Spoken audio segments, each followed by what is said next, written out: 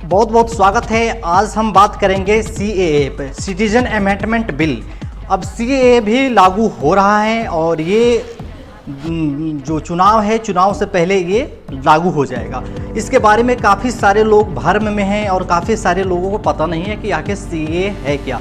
CAA से काफ़ी सारे लोग डरे हुए हैं कि हमारा कहीं नागरिकता चला तो नहीं जाएगा, हमारा नागरिकता छीन तो नहीं जाएगा, हमें इस देश से बाहर तो नहीं निकाला जाएगा। क्या है इस बिल में और क्यों लोग डरे हुए हैं, आज इस वीडियो में हम पूरा जानेंगे। सीएए नागरिक संशोधन जो 2014 से पहले से जो लोग रह रहे हैं वो बिल्कुल रह सकते हैं, और जो लोग 2014 के बाद में आए हुए हैं उनके लिए थोड़ा सा दिक्कत है। क्या रहेगा इस कानून में, क्या कुछ नया संशोधन है, क्या है इस बिल में, इस पूरा रिपोर्ट में आप देखिए। ये रिपोर्ट आपके लिए बहुत खास है, काफ़ी महत्वपूर्ण है। इस रिपोर्ट को आप देख के आप सीएए के बारे में पूरा जान सकते हैं, समझ सकते हैं क्या है इस बिल में। चलिए जानते हैं। नागरिकता संशोधन अधिनियम 2019 सिटीजनशिप अमेंडमेंट बिल एक्ट 2019 यानी CAA आप इस नाम से भी आप इसे जानते होंगे, जिसका विरोध पूरे भारत में इसका काफ़ी ज़ोर शोर से हुआ था। तो आज हम इस नागरिकता संशोधन अधिनियम 2019 12 सितंबर 2019 को अनुसूचित किया गया था और 10 जनवरी 2020 को लागू हुआ था। नागरिकता संशोधन अधिनियम 2019 के तहत अफगानिस्तान, बांग्लादेश और पाकिस्तान के हिंदू, सिख, बौद्ध, जैन, फारसी या ईसाई समुदाय के प्रवासियों को भारतीय नागरिकता देने का प्रावधान है। इस कानून के तहत जो भी बाहर से आए हुए प्रवासी हैं उनको नागरिकता देने का प्रावधान किया गया है। नागरिकता संशोधन अधिनियम 2019 क्या कहता है, आइए जानते हैं। नागरिकता संशोधन विधायकों ने लोकसभा में 10 दिसंबर 2019 को, राज्यसभा में 11 सितंबर 2019 को पारित हुआ था। 12 सितंबर को भारत के राष्ट्रपति ने इसे अपनी स्वीकृति प्रदान की थी और यह विधायकों के द्वारा अधिनियम के रूप में 10 जनवरी 2020 को पूरे भारत में यह लागू किया गया था। नागरिकता संशोधन अधिनियम 2019 के तहत पाकिस्तान, बांग्लादेश, अफगानिस्तान से 31 दिसंबर 2014 को पूर्व भारत से आए हुए हिंदू, सिख, बौद्ध, जैन, पारसी, ईसाई को भारत की नागरिकता देने का प्रावधान किया गया था। 20 दिसंबर 2019 को पाकिस्तान से आए 7 शरणार्थियों को भारतीय नागरिकता देकर इस अधिनियम की शुरुआत की गई थी, लेकिन यह अधिनियम 10 जनवरी 2020 को प्रभावित हुआ था।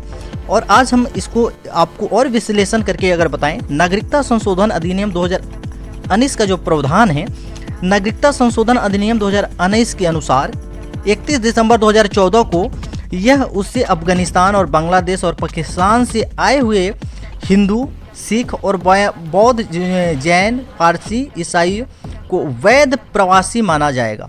ठीक है, अवैध प्रवासी माना जाएगा। और नागरिकता संशोधन अधिनियम 2019 के अनुसार 31 दिसंबर 2014 या उससे पहले अफगानिस्तान या बांग्लादेश, पाकिस्तान से आए हुए हिंदू, सिख, बौद्ध, जैन, पारसी, ईसाइयों को अवैध प्रवासी माना जाएगा। उन्हें अब भारत की नागरिकता प्रदान की जाएगी। पहले उन लोगों को अवैध माना जाता था, लेकिन इस नागरिकता कानून आने के बाद उन लोगों को वैध माना जाएगा। नागरिकता संशोधन अधिनियम 2019 क्या कहता है, बांग्लादेश, पाकिस्तान, अफगानिस्तान और भारत से आने वाले हिंदू, सिख, बौद्ध, जैन, पारसी धर्म वाले लोगों को नागरिकता दी जाएगी।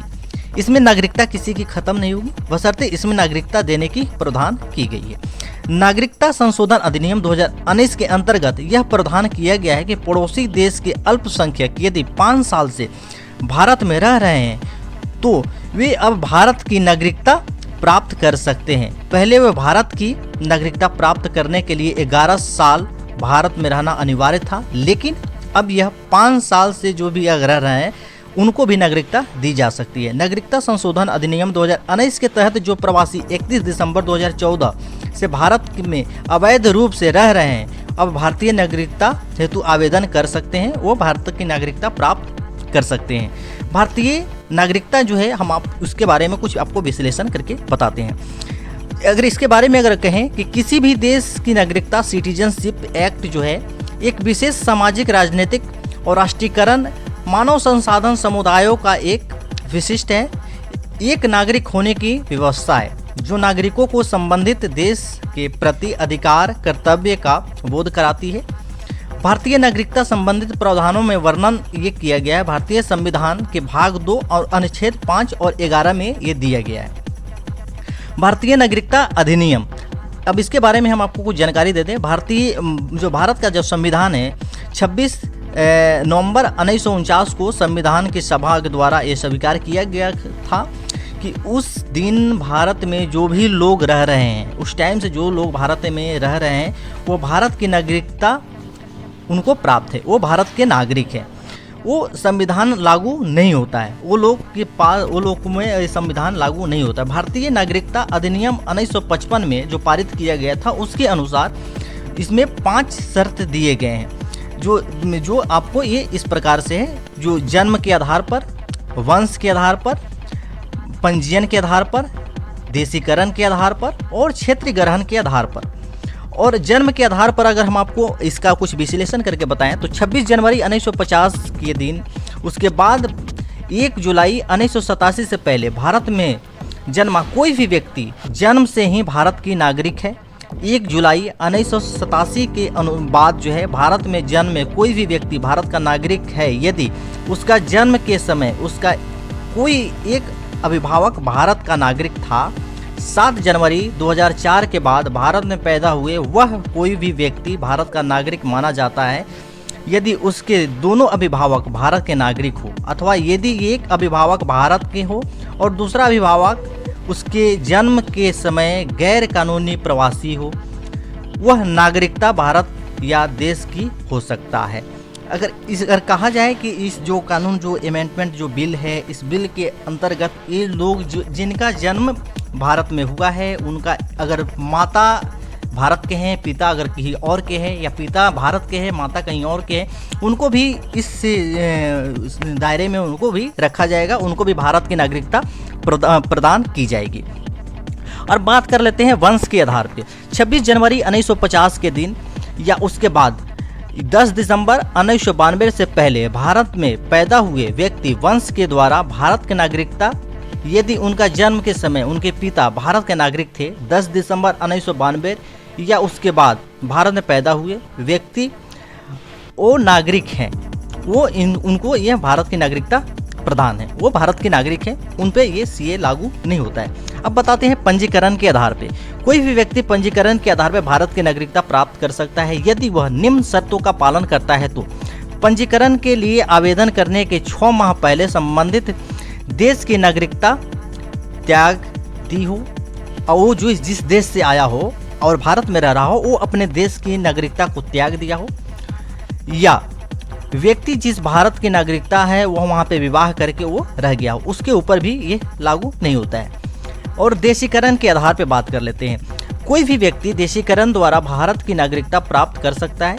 आवेदन के पूर्व 12 साल से पहले वो भारत में रह रहा हो, भारत के किसी भी भाषा का ज्ञान रखता हो, आवेदन का पूर्व देश की नागरिकता त्याग दी हो, देश के प्रति सकारात्मक स्वार्थ रखता हो, इस आधार पे उसके पास में भी सीएए लागू नहीं होता है। अब बात कर लेते हैं क्षेत्र के आधार पर। क्षेत्र के आधार पर क्या है? यदि भारत में के बाहरी क्षेत्र से जैसे भी भारत किसी पड़ोसी देश या भूभाग भारत पर मिल जाता है या उसके क्षेत्र में रहने वाले भारत को नागरिकता होगा, वो भारत सरकार द्वारा उन्हें नागरिकता दी जाएगी। ये कुछ महत्वपूर्ण बात है जो भारत में जो संशोधित अधिनियम सीएए है, इसके तरह जो कानून जो लागू होता है वो सीएए जो है सब पे ये कानून लागू नहीं होता है। और जो लोग इस देश में रह रहे हैं वो निश्चिंत रहें, उन पे ये कानून लागू नहीं होता है। जो अवैध रूप से भारत में रह रहे हैं उनके ऊपर यह